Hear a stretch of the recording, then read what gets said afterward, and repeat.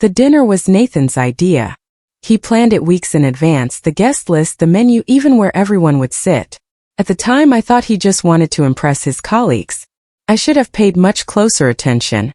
I was clearing plates when he raised his glass and laughed. Loud. Easy. Like a man standing on very solid ground. To new beginnings, he said, and his eyes moved, not to me, but to the woman sitting 2 seats down. She looked at her plate, but the corners of her mouth lifted just slightly. The room chuckled. Someone clinked their glass against his. I stood there holding a stack of dinner plates, the sound of ice melting in half-empty glasses filling my ears. I scanned the table slowly. A few people avoided my eyes. Others smiled just a little too carefully, like people who already knew how the evening was going to end. Then I noticed the bracelet on her wrist. It was mine. My name is Claire Holt. I had been married to Nathan for 9 years. 9 years of building something together. A home, a routine, a life that felt completely real until the night it didn't. After the guests left, Nathan didn't rush to explain himself. He moved around the kitchen slowly, rinsing glasses, stacking plates, like the evening had gone perfectly. I waited. My hands were steady, but my chest felt hollow. He leaned against the counter and finally looked at me. I think we both know this marriage hasn't been working, he said. His voice was calm, rehearsed, like he had practiced those words in the mirror. No apology, no emotion. He told me a lawyer had already been contacted. Papers were coming. He said it the way someone talks about a package in the mail, routine, expected, already handled. He looked at me like I was a problem he had already solved. What he didn't know was that I had been watching him for months. It started 6 months before that dinner. A Tuesday night in February.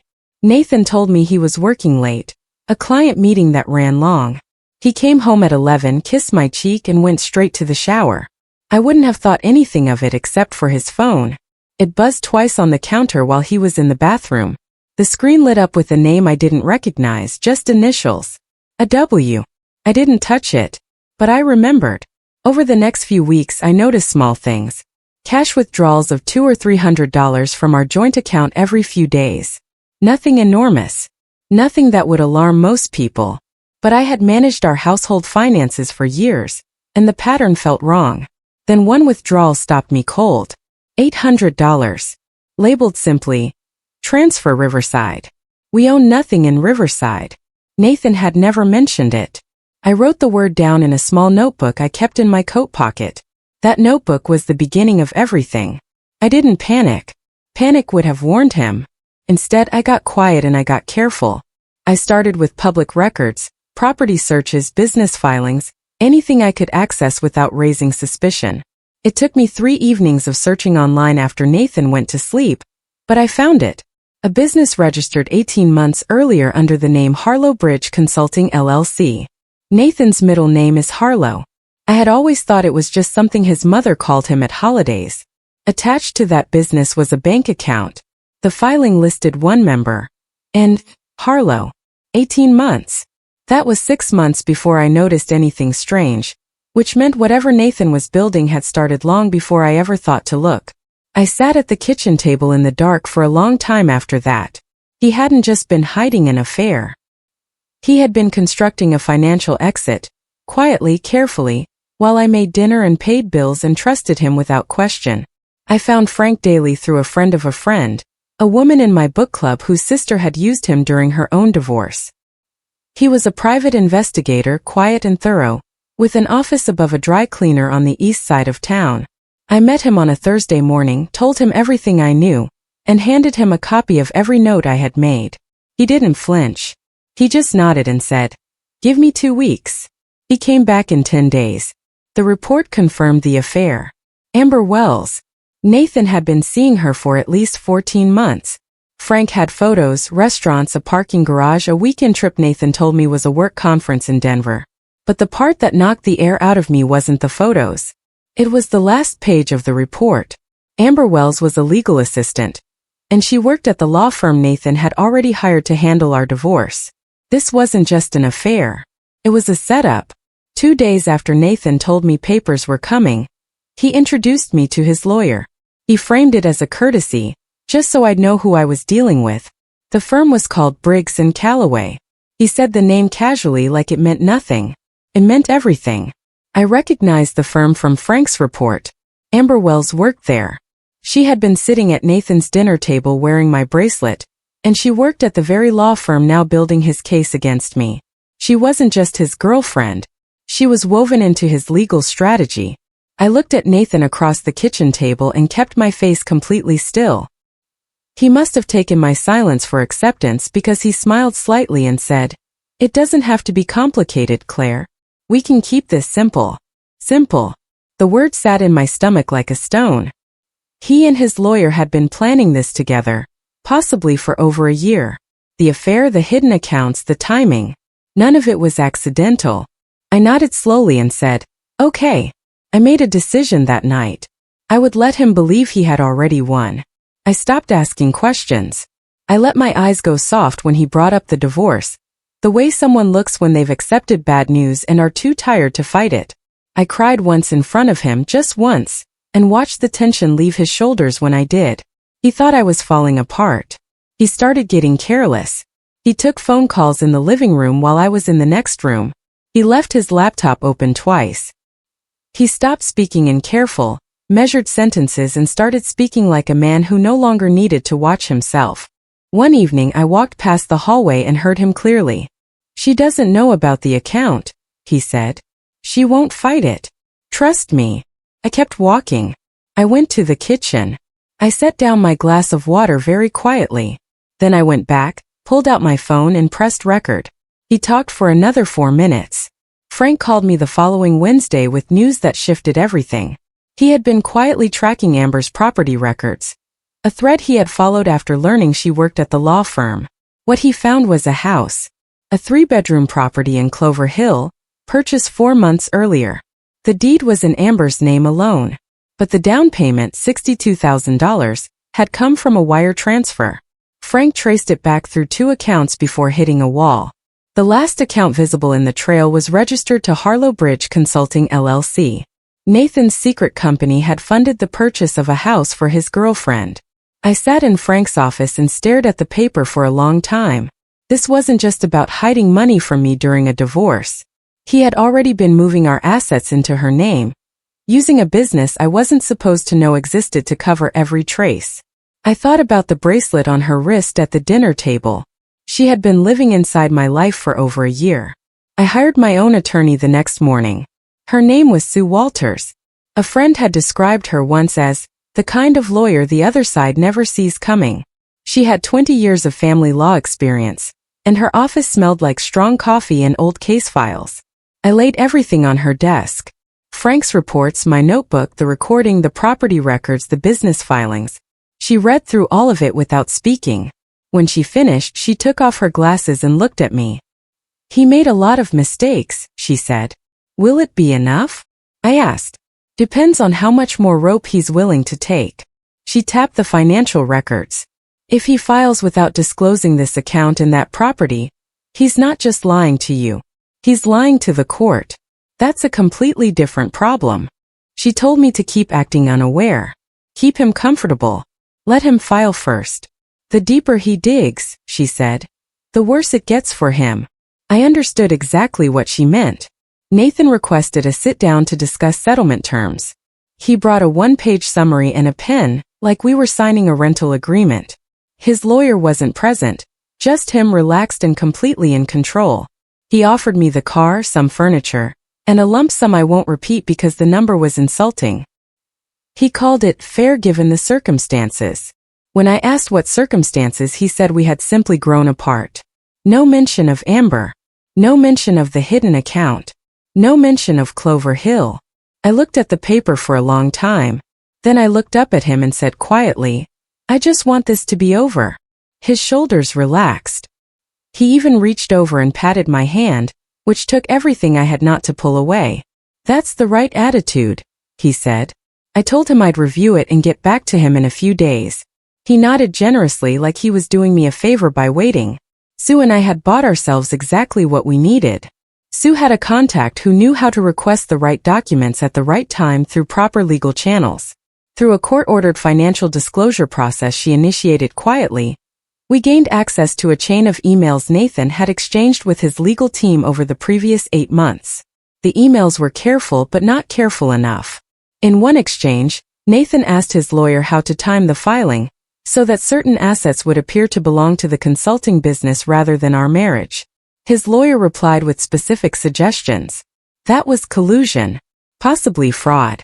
Sue printed the entire thread and placed it in a labeled folder at the back of the growing stack on her desk. He thought he was being clever, she said. But clever people always leave a trail. They just assume no one will bother to follow it. I thought about the night Nathan told me he had already spoken to a lawyer. How calm he had looked, how certain of himself. That confidence was about to cost him everything. While I stayed quiet, Nathan got busy rewriting the story. He called mutual friends, went to dinners, showed up at the gym, the hardware store, the Sunday farmers market, everywhere that mattered in our shared social world. He was relaxed, even sympathetic, when the subject of our separation came up. He told people I had become distant, that he had tried everything, that the marriage had just run its course. He never mentioned Amber by name. He didn't need to. He just let silence do the work. One by one, I noticed people pulling back from me. Shorter texts. Canceled lunch plans.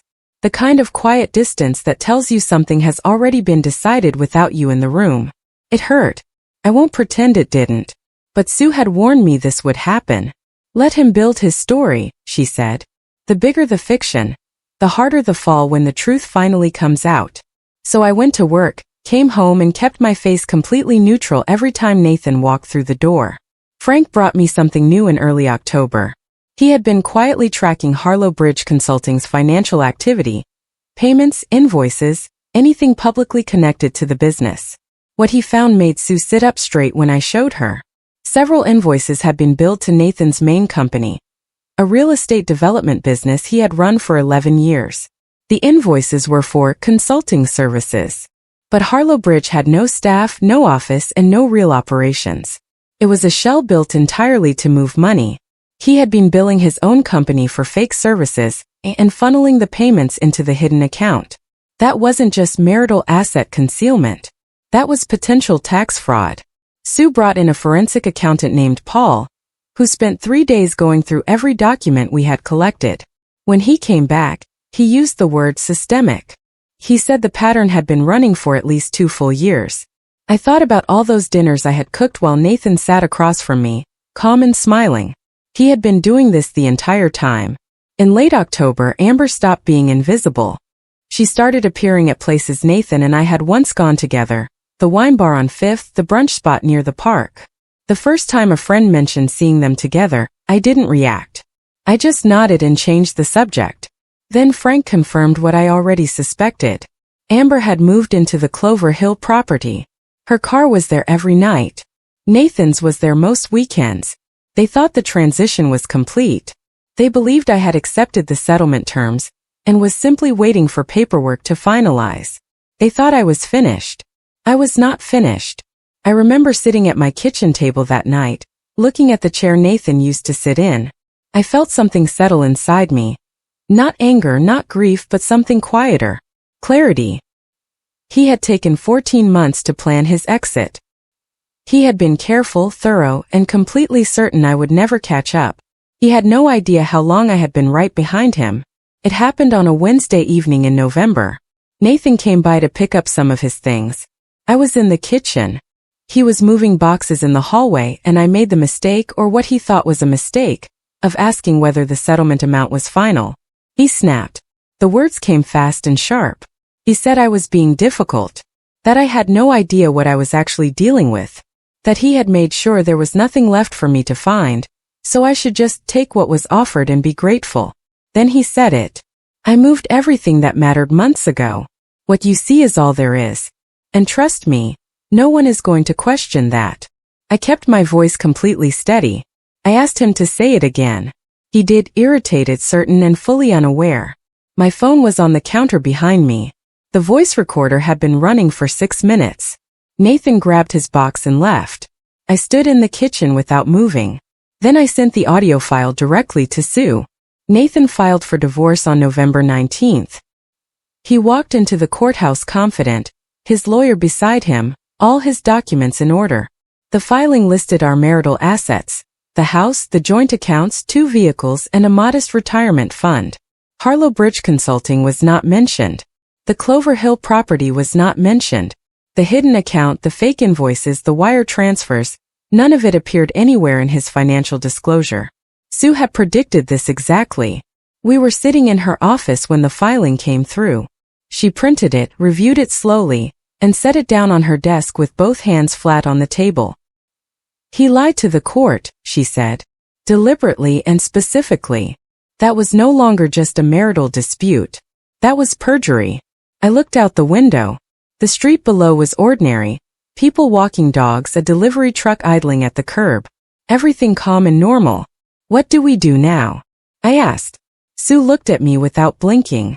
"Now," she said, "we respond." We filed our response on December 3rd. Attached to it were 47 pages of supporting documents. Frank's investigative reports. The property deed for the Clover Hill house. Bank records tracing the wire transfer back to Harlow Bridge Consulting. Paul's forensic accounting summary. The email chain between Nathan and his lawyer. And the audio recording from the kitchen in November. Sue had organized everything into a clean numbered timeline. Every dollar. Every date. Every decision Nathan had made over the past 2 years. Laid out in order, clear and undeniable. His legal team received the filing at 9:14 in the morning.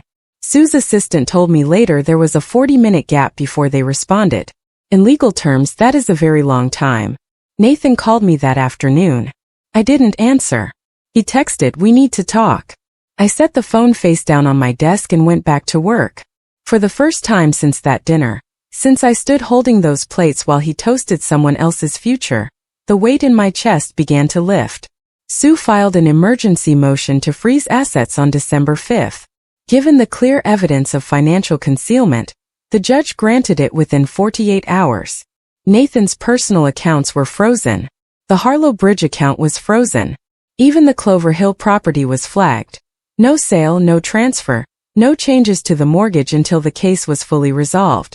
I heard about his reaction secondhand, through a mutual acquaintance who called me out of genuine concern.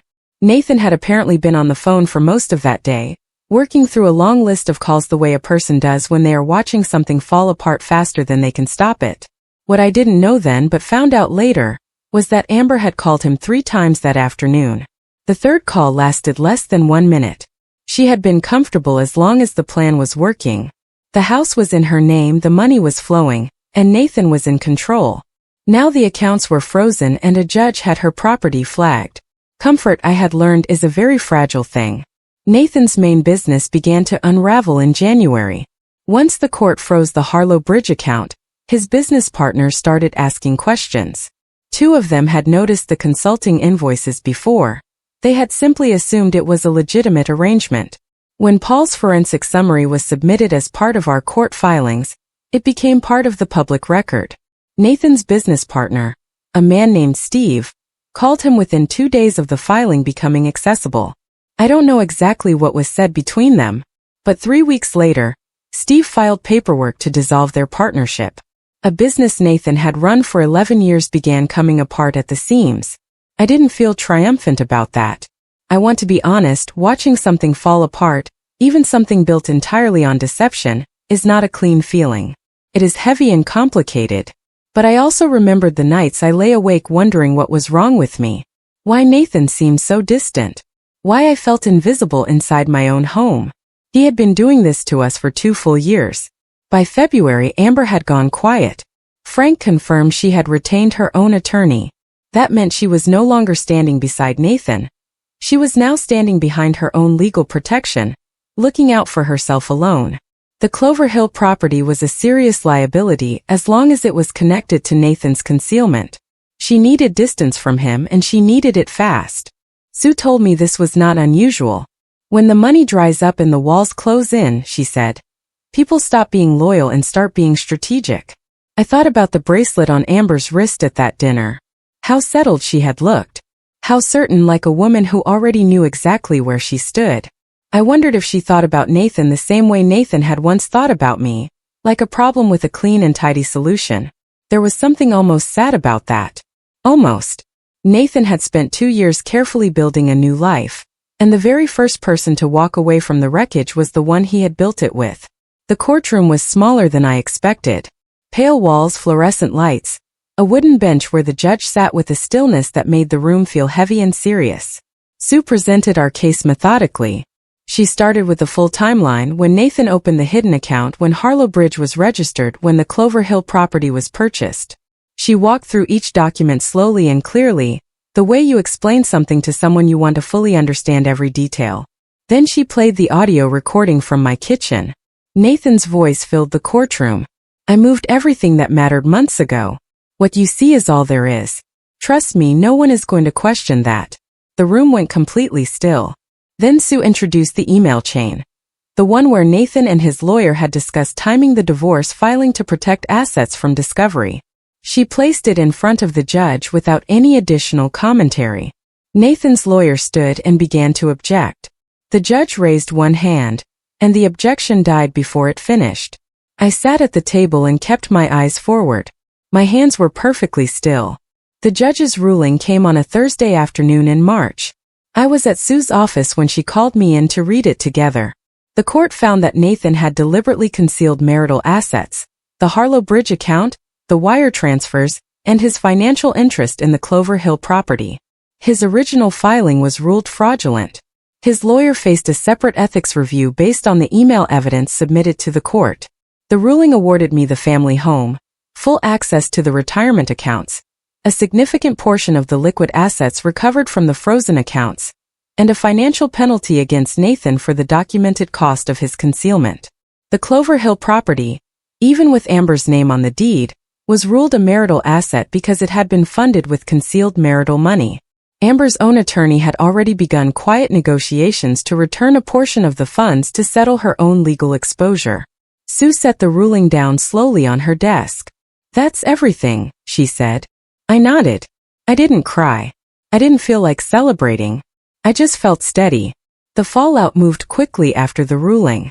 Within a month, Nathan's remaining business relationships dissolved. Steve had already filed to end the partnership. 2 other long-term clients quietly moved on after the public court record was covered in a short article on a local business blog. Nothing loud or dramatic, just a few paragraphs. But people read them and people talked.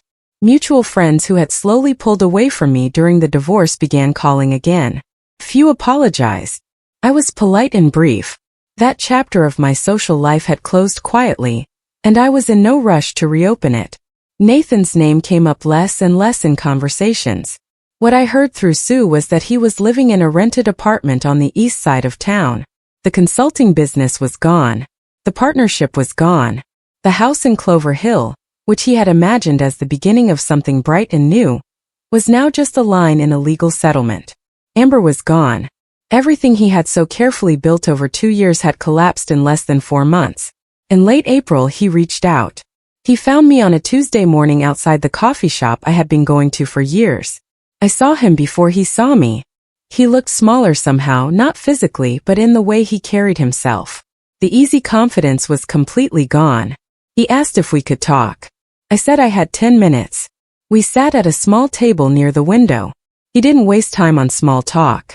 He told me he had underestimated me, that he had been wrong, not just about the legal strategy but about everything. He said he had told himself for 2 years that what he was doing was somehow justified, that I wouldn't be deeply hurt because I wouldn't understand anyway. He paused for a long moment. I was wrong about that too, he said. I looked at him carefully. There was no anger left in me. No satisfaction either. Just the quiet, clear distance between 2 people who had once known each other very well. I know, I said. I picked up my coffee, told him to take care of himself, and walked out into the cool morning air without looking back. 6 months later, I was sitting in the backyard of the house that was now fully legally mine. The garden I had been meaning to plant for 3 years was finally in the ground. Tomatoes along the back fence, lavender near the porch steps. It was a small thing. But small things, I had learned, are often the most honest sign that a life is truly changing. I thought about the night of that dinner. The way Nathan raised his glass. The way I stood holding those plates and felt the floor tilt beneath me. What came after that moment required patience I didn't know I had. Silence I had to fight for. Stillness that felt unbearable some nights and completely necessary on others. I hadn't shouted. I hadn't begged. I hadn't broken. I had watched and listened and quietly built something solid while he assumed I was falling apart. Nathan thought he had already won before the game even started. He had drawn the board, placed all the pieces, and moved first with total confidence, certain I would never understand what was happening until it was far too late. What he never understood was that I had been playing a different game entirely. And I had been winning from the very beginning.